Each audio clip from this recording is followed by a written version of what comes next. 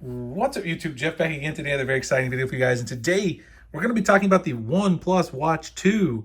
Usually when I make a video title saying I switched to trying something, I always say, well, I went back to my Samsung device.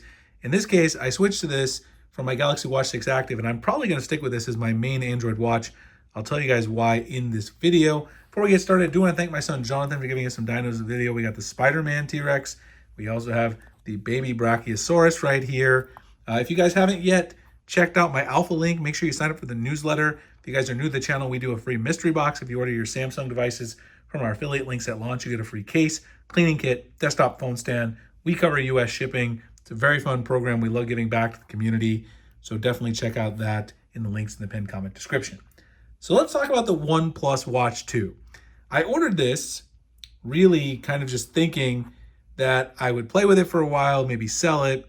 I wasn't even planning to really make a video on this because a lot of times I just like to play with tech still and not necessarily make videos, especially since a lot of my channel is Samsung stuff.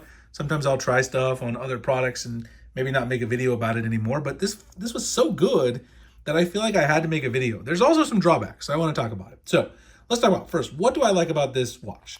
I think it looks beautiful. I personally think it looks better than the Watch 6 Active, which I was using before. And I think it even looks better than the Watch 5 Pro. Now, I know Samsung's coming out with a Watch 7 lineup in August, of course, and I will be reviewing that, of course, and be reviewing it with the foldables and all that, which we're going to be doing mystery box for the Galaxy Watch 7 as well. So if you're going to order that, check it out. But I think this thing looks really nice.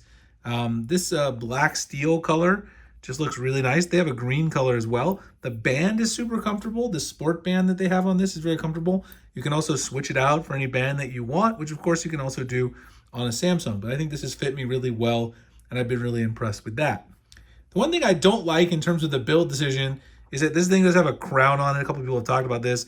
It rotates, but it doesn't actually do anything. So unlike on a Samsung watch where you can use, the sides of the bezel to scroll, you can't use this crown to scroll. And that's kind of unfortunate.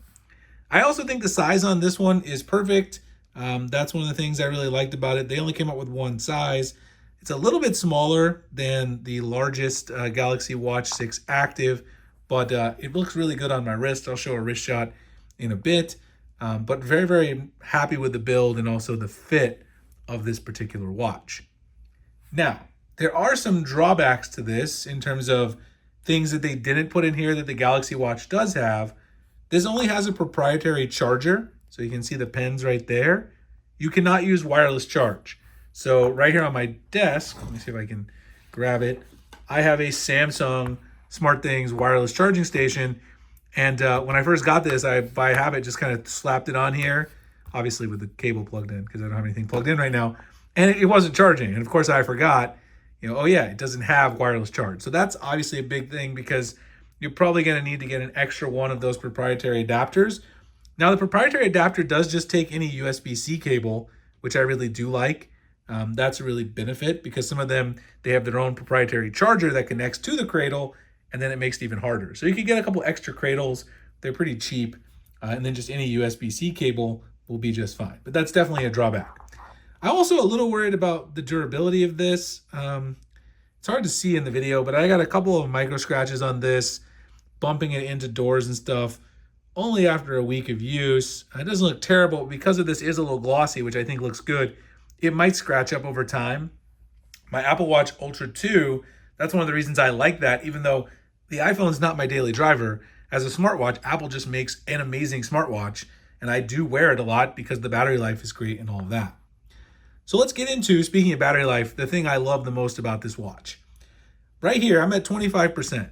This is my third day of use. And right now, I don't know why I'm checking the phone to see the time because I have a watch right here.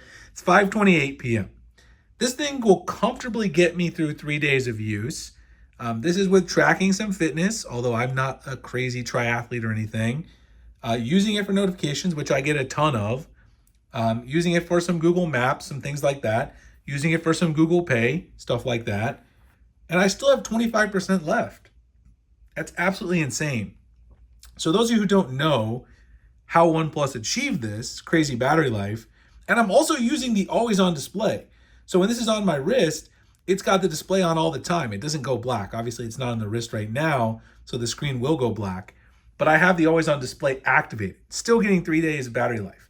Definitely can't get that out of the Galaxy Watch 6 active. I could get 2 days. So that's already a huge win.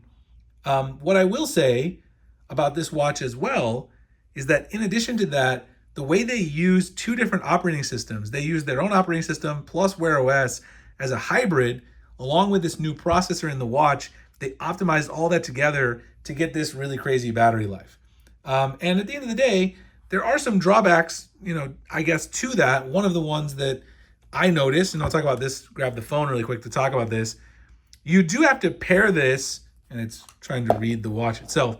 You do have to pair this and set it up with an app from OnePlus called O Health. So this doesn't pair in the usual Wear OS app. And this is a little more, I don't know, it's a little more limited than what you see from, the general, like if you're using a Pixel watch or something like that, or if you're using, obviously, Samsung's wearable application that gives you a little more customization. You basically got watch faces, tiles, of which you got some basic tiles. You got workout and health, which the one thing I will say about this as well as another drawback that I didn't mention before is that this particular watch is not as active in tracking steps and things like that as the Apple Watch or the Galaxy Watch or other fitness trackers. It misses some steps and things like that. So I would say that if you're a fitness junkie and that's your main smartwatch aspiration, it may not be the one for that reason. You've got notifications. There's some things in here that I would really like to see. Like you can't really change the vibration pattern. Another thing that I wasn't a huge fan is if you go into the notifications on here, you can edit a lot of the settings, but you can't really change a custom vibration pattern or anything like that on here. In order to do that, you actually have to you got to take it over to the watch, go into the system settings on the watch. And then once you go into the system settings on the watch, you can go to sound and vibration. And then in here, you can change the vibration intensity. But you really can't change it too much like you can on a Galaxy device.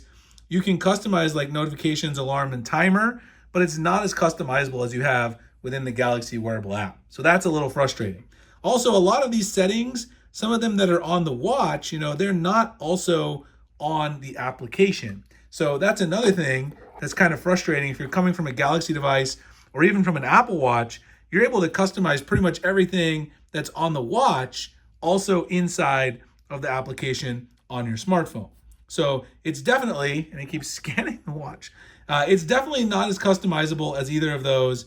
You can do minimal things with this application, but remember, it does also give you the crazy battery life that you have on the watch. So you get the 3-day battery life comfortably with all of your stuff, but you might be missing a few customization features here and there. The other thing that I will say, and this is probably the biggest reason that I prefer an Apple Watch over my Galaxy Watch as my daily smartwatch, notifications on the Galaxy Watch, especially for email and things, are always delayed for me. They never seem to come in reliably. I've talked to other people who've had this issue. Some people say they don't. This watch always sends notifications in real time. As soon as they show up on my S24 Ultra, they're on the OnePlus Watch 2. Personally, I think that's kind of unacceptable considering obviously I have a Samsung phone.